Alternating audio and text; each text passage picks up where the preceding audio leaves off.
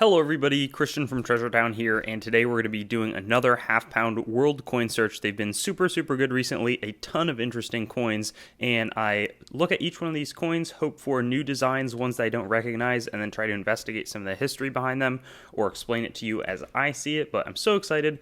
Let's open this bag up, and before we do that, going to have a message from our sponsors, but then we'll hope for some silver, old, rare, or just unique coinage. Before we get into this grab bag, I want to thank MA Shops for sponsoring this video. Their online marketplace, mashops.com, has a great selection of ancient US and world coins, paper money, stamps, and more. They've got a really good reputation, easy to use site, and they work with trusted dealers, so it would be a mistake to not head on over there and be aware of this awesome source for coins. Hopefully you can find something for your collection there, and with that being said, thanks to them again for sponsoring it, and let's get into the grab bag.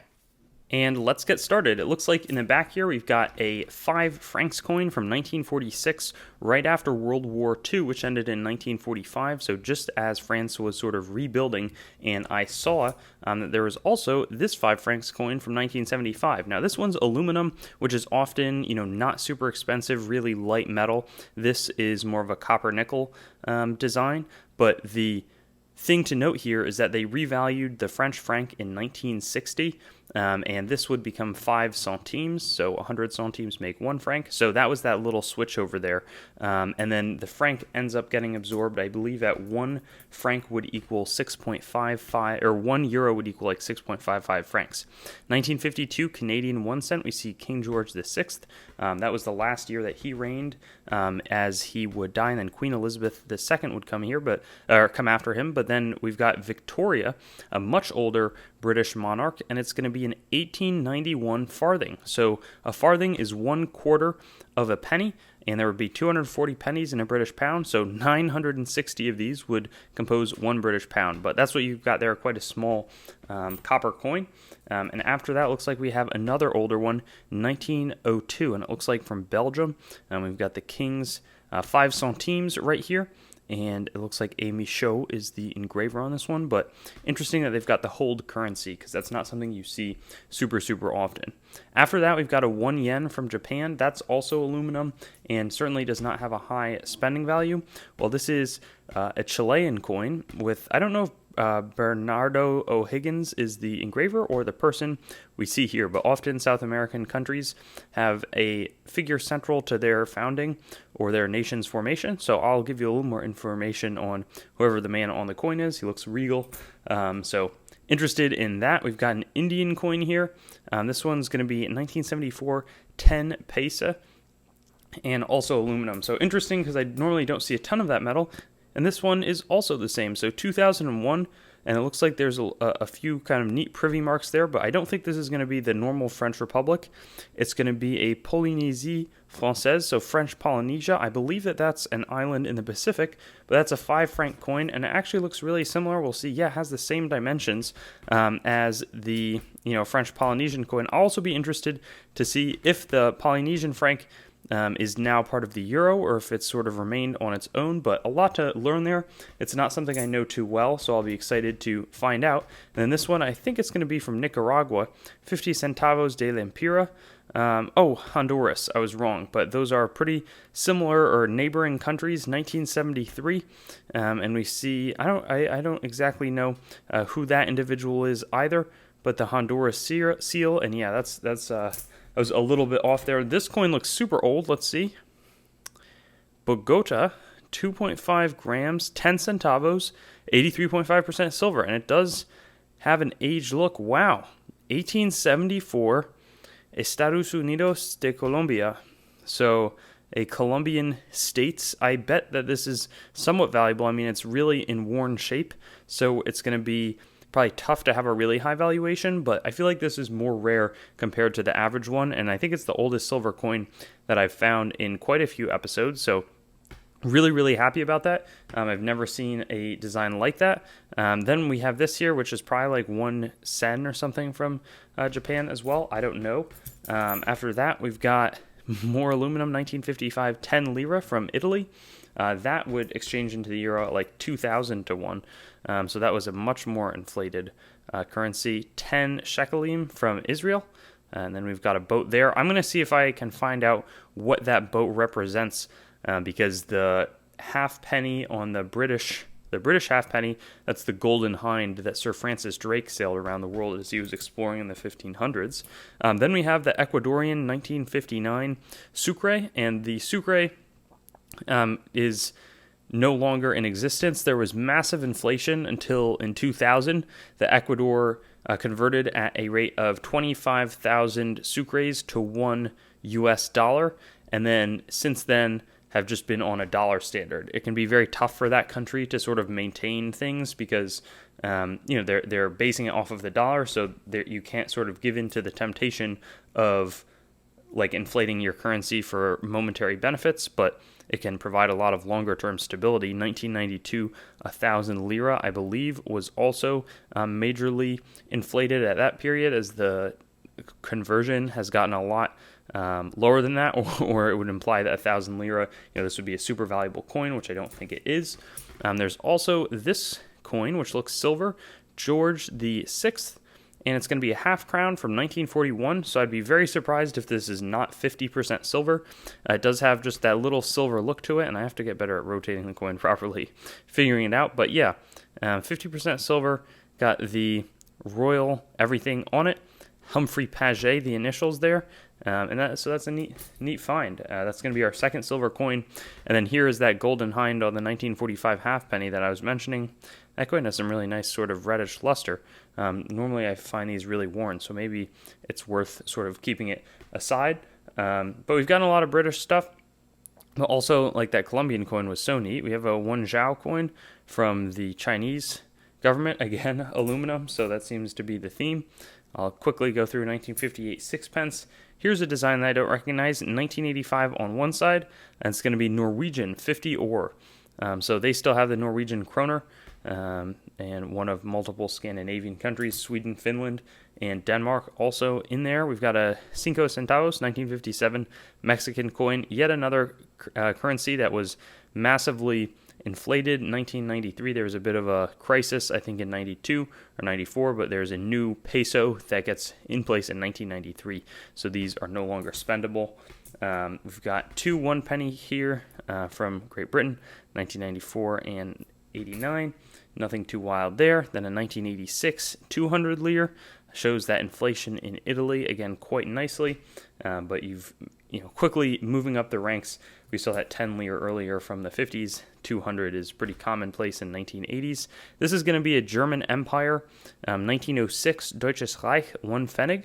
So these are not super rare, but they're still a little bit older, so that's always fun to see a bit of a piece of history there. Of course, they would also see 1920s, the Weimar Republic, that hyperinflation, though they have a long era of nutgeld. But we've got the British Caribbean Territories, 1955 Eastern Group. They now have the Eastern Caribbean States dollar, which I put it in the last video, and I forget exactly all of the territories, but it would be like St. Kitts and Nevis, maybe Martinique, or maybe not. I'm not sure. I'll go back, review, and put that in, edit that in, post again. Here we have something looks like Worthmark 15. It's been counter stamped with a CK.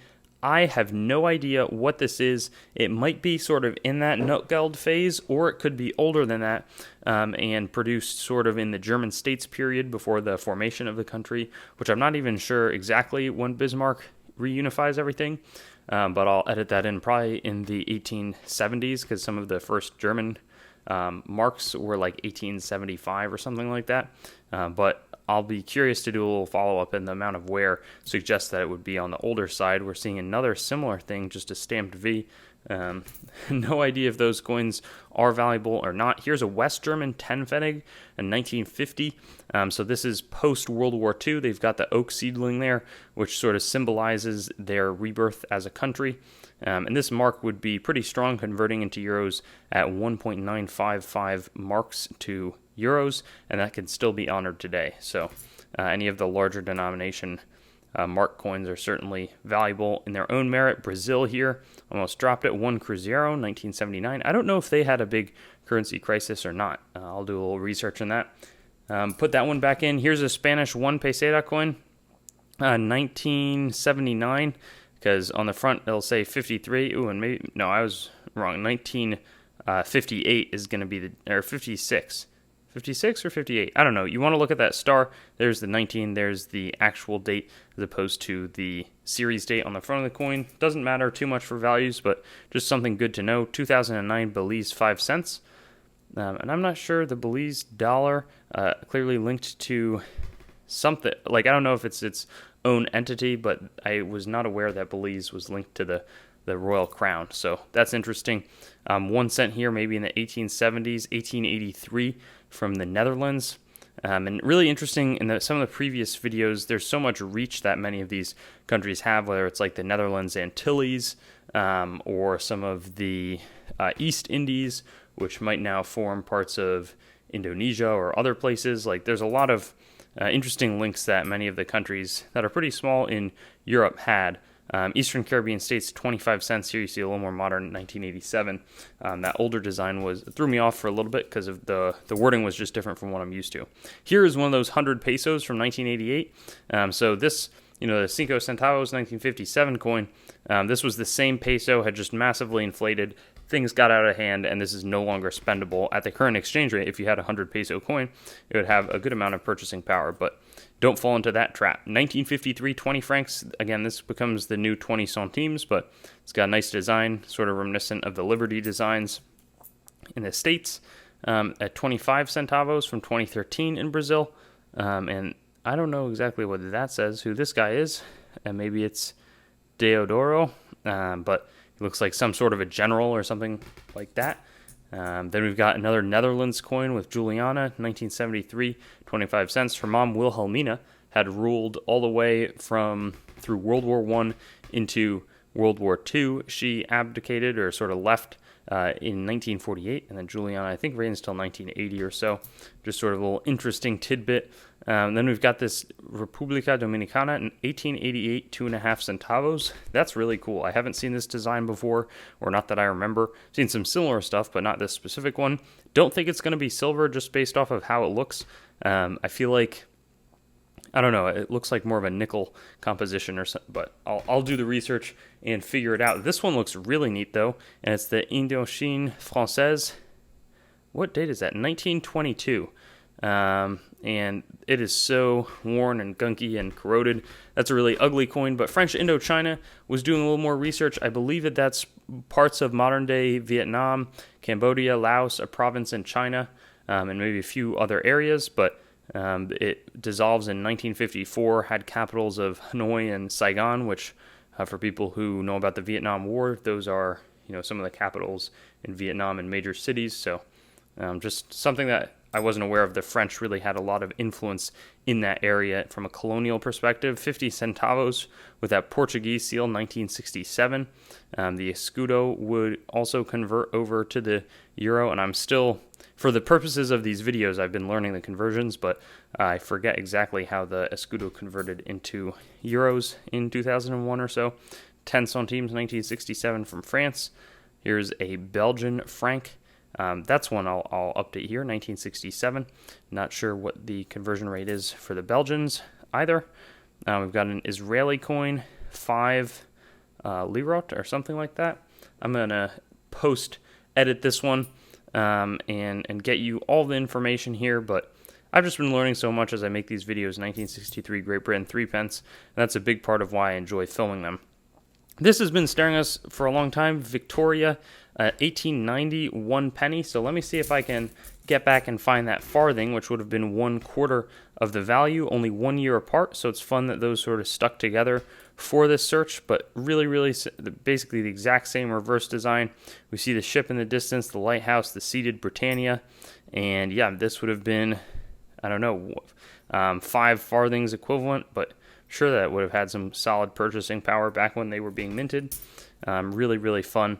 This one's going to be silver, 20 centavos from the Philippines, 1944D, so the United States of America minted this one in Denver, 75% silver. It was a different, content. There was a Manila mint that had the M mint mark that was officially controlled by the United States, but the Philippines got their independence shortly after World War II. So this coins were issued by the states, were being used across the globe, and have made their way other places. Since 10 francs 1976, these switched over at a rate of, again, like 6.5 francs to euros. So this would still be worth like $1.50 if they accepted it, but the person did not exchange it, so they didn't get that benefit. Here's the État français. So 1942, 20 centimes. I believe that this would be part of the Vichy French government. It's not the République Française, it's just the French state, basically a puppet state that was controlled by Nazi Germany during World War I. So that's that coin. Not going to be super valuable, but it's in decent condition, so maybe. This one looks like a 1915 Luxembourg, and it's really got that wartime iron or steel looking composition. 10 centimes. Very minimal production or attention paid to detail here, but I wonder how I don't know how Luxembourg fared in World War I, sort of what their involvement and that nature was. Here's a more modern, 3 gramos, or 1 centavo, 1961. That's a design I haven't seen. I really like the luster on it. It's an attractive looking coin. Got some sort of palm tree, but that's a more modern one, companion to the one that we saw earlier. Another 1 yen coin here, and we're close to wrapping this up. This looks like it could be Thai. I have no idea. I may not actually be able to do the research on this and figure out what it is, but I think it's probably a Thai coin of sorts, especially with the sort of lettering and overall style. Sort of Southeast Asian would be unsurprising. Swiss 5 Rappen, and this still circulates, reminiscent again of United States design with the Libertas, and then they haven't changed their designs on the currency for a very long time, so I always respect that. It's sort of the consistency. A lot of people view Switzerland as sort of a consistent monetary situation. This one I think is going to be a Taiwanese coin, but I'm not totally sure. It just sort of looks like it, and I'll try to figure out who that is. I don't know if it's Deng or some other reformer. And we've got 2 coins here. One looks silver. I'm going to save that for the end. New Zealand, 1975. It's got some iguana on it, 5 cents. Not too valuable, but they've always got cool coinage. And then here, is this going to be King George VI? It's going to be Australian, 1942 D6 pence. I believe that's going to be sterling silver. Unlike the United Kingdom, which goes in 1920 and switches to 50% silver, Australia holds out for much longer. And we've got the Advance Australia slogan there. Great way. And this was minted in Denver, as the states, like with other countries, including the Netherlands, helps out some of their allies producing coinage. But yeah, we got another really, really cool search. I'm super excited about some of the learning that I'm going to do after this video, which will be edited back in, but hoping that this is going to be a really valuable coin, because you never know, it might be. We've also got some, where was I going to look for? The 15 coin. I'm not finding it right now, but that was potentially, could be valuable. Here we go. Probably not in this condition, but I don't know what the worth mark really refers to. So thanks again, and I'll see you on another video. Thanks for watching the video. I'd encourage you to like, comment, and subscribe to the channel to stay updated. I've also got Facebook, Instagram, and Twitter, so you can follow me there. TreasureTownYT.com is the main channel website. Definitely give that a visit. I've got a lot of information about me up there and the channel. CoinGrabBag.com as well currently redirects there, but it's some good opportunities for very fair grab bags, both made by me and other sellers. A lot of different options, so that's a good way to support. There's also TreasureTownCoins.com. In the future, my coin dealing operation will be done out of that website. CoinMeltPrice.com for updates on the melt prices of your coins, both US and world. A lot of resources in that website. And then CoinsMetalsCards.com, being developed right now as a marketplace and news source for coins, metals, cards, and collectibles in general. So I'll see you on my future videos. Looking forward to seeing you there, and hope you have a good day.